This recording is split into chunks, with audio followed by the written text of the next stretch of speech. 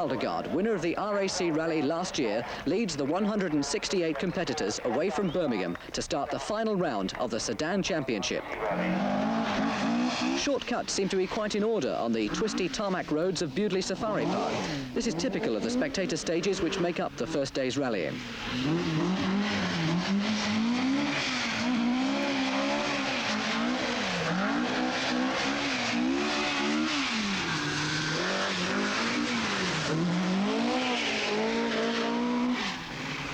Stig Blomqvist follows the accepted line in the Saab Turbo. Marco Elaine has chosen to drive a Stratos for this event.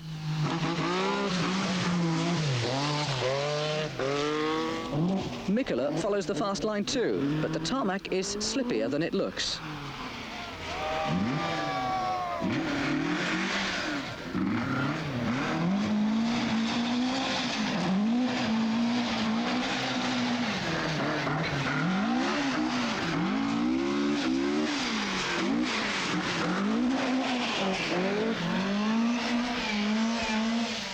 The early leader is Walter Rall, who finds traction on these stages no problem at all, thanks to the strategic location of his co-driver.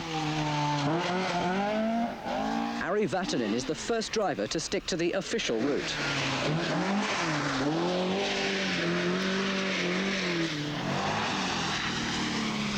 Pond follows the majority line, but finds 300 horsepower, something of an embarrassment, and almost copies Mikkola.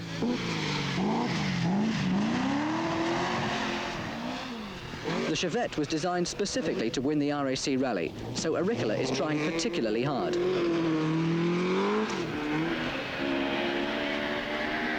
Despite the weather, over 40,000 spectators crowd into the now traditional stage in Birmingham's Sutton Park, where Valdegaard is first through the infamous Ford.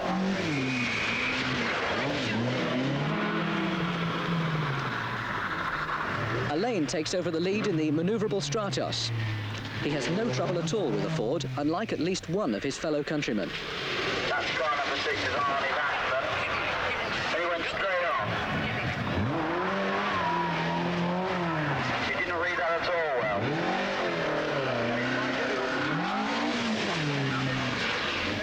Driver, and one would expect to do very Arikala is fifth, with all the forests yet to come. very hard indeed.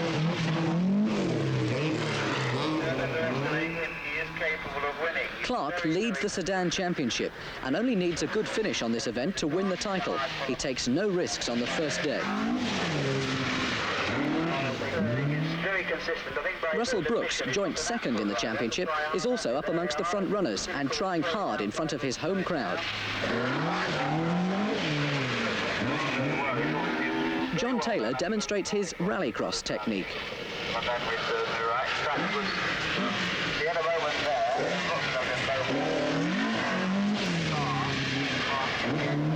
Do you remember the first stage this morning? Yes. What do you remember about that? Oh Christ, I had an accident there 2 years ago and it was very slippery again. I suppose that's something to do with the camels and the lions, isn't it?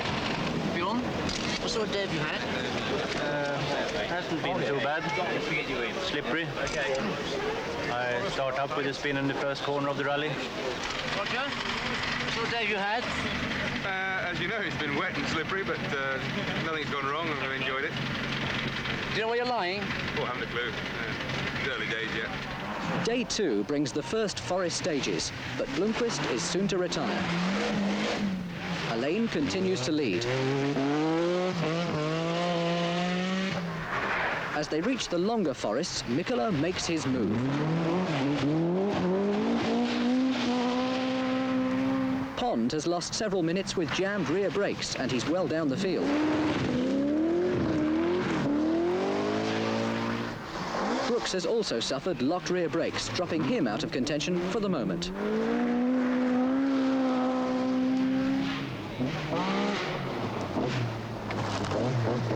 Elaine leads by over a minute, the nimble Stratos still proving unbeatable in the slippery conditions.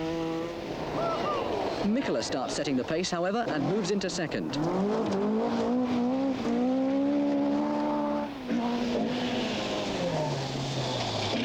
Despite his own backseat driver, Rall drops to third.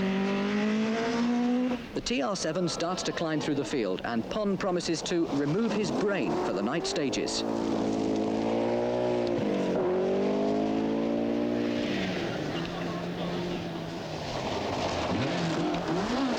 Clark is still driving steadily, well inside the top 10. Valdegaard's car suffers several minor problems, and he can't keep up with Mikkola. John Taylor's Escort is the only one fitted with fuel injection, and this is causing trouble. As Kielder approaches, Clark arrives for routine service. Auricola is now fourth, but his Chevette has problems. Type M&S 195s and 5 gallons of fuel.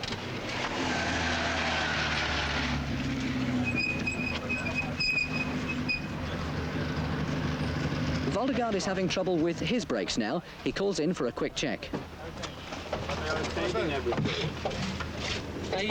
First stage is fading. I mean, I have brake, but you feel they are getting very, very hot. Smoke is like heavy. From the front? Yeah. Well, do you want to leave them in? Yeah. What about the balance? That's okay. So leave the pads as they are. Or change the back for the If the balance is okay, you can have new pads in the back again then. Then you got to burn that lot in. Yeah. But I would leave them until next time.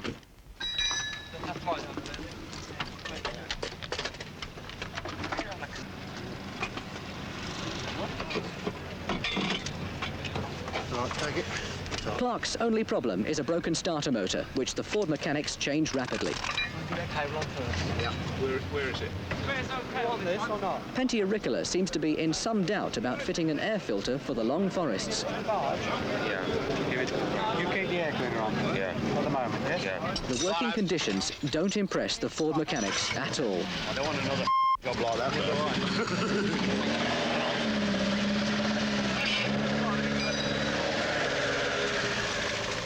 Clark sets out for the toughest section of the rally, 60 miles in Kielder Forest. Now the Ford team make their move. By the time they reach the Lake District, Hannu Mikkola leads by over 7 minutes.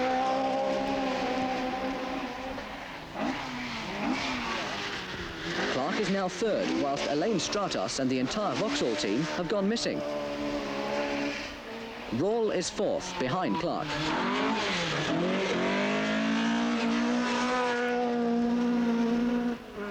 Most uncharacteristically, Bjorn Valdegaard has had an accident, but he still manages fastest time on this stage, and he holds second place.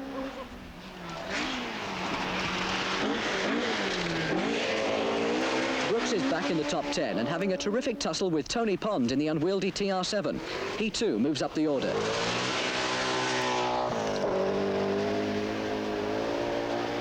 Helping to organise Ford's complex service schedule is Graham Robson. Graham, whose clutch are you changing? We're changing Roger's clutch purely as a routine operation because they get such a lot of hard work on this event that rather than have an enforced change, we've got about half an hour to spare at Newby Bridge and we're doing it there. Into Wales for the final 2 days, and Mikkola already looks a winner. His lead is still over 7 minutes, and the next 2 places are held by his own teammates. Valdegaard himself is 2 minutes clear of the third place man, but he can do nothing about Mikkola.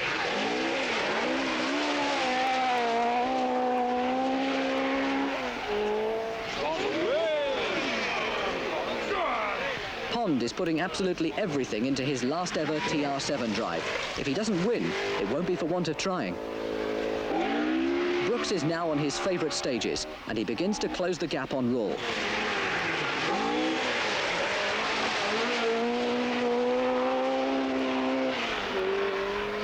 Mikkola has no problems at all.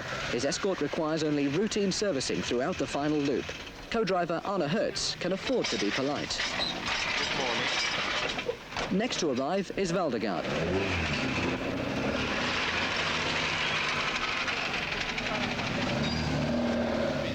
Brooks is still running, but Roger Clark appears to be missing.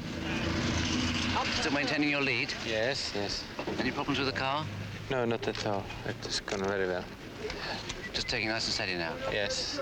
Yes, you're into third now. It's fantastic. Yes, we caught Walter all up on the long anti-hurt stage. In fact, we're quite pleased because we actually passed him on the stage, so we took the lead from him. And then he went off on the following stage, I gather, and lost about 15 minutes. Trying to keep up with you? Peter. I would like to think that, yes.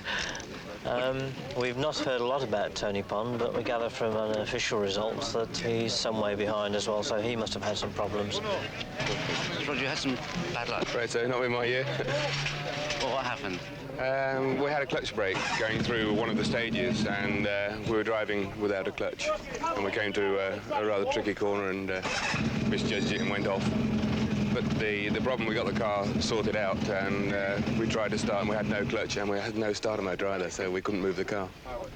When you say it hasn't been your year, you're leading the championship, so it's not been a bad year up to now. Well, we were looking forward to doing one on the RAC. Very bad luck. It's life. The penultimate stage, and Mikkola is now sure of victory. With less than 5 miles to go, he leads by almost 6 minutes. Valdegaard is equally safe in second place, 6 minutes clear of his pursuers. Brooks really storms through the last stages to make it a 1-2-3 for Ford. Pond ends his Leyland career on a high note with fourth.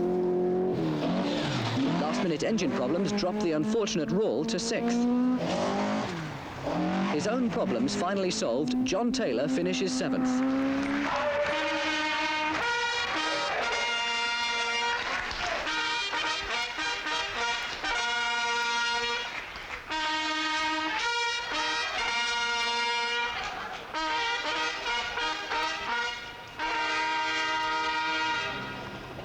For the 7th year running, a Ford Escort wins the RAC Rally.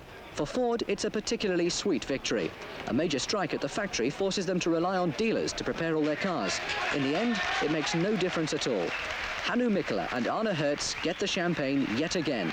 It's their 4th international rally win of 1978 and gives them the Sedan Open Rally Championship.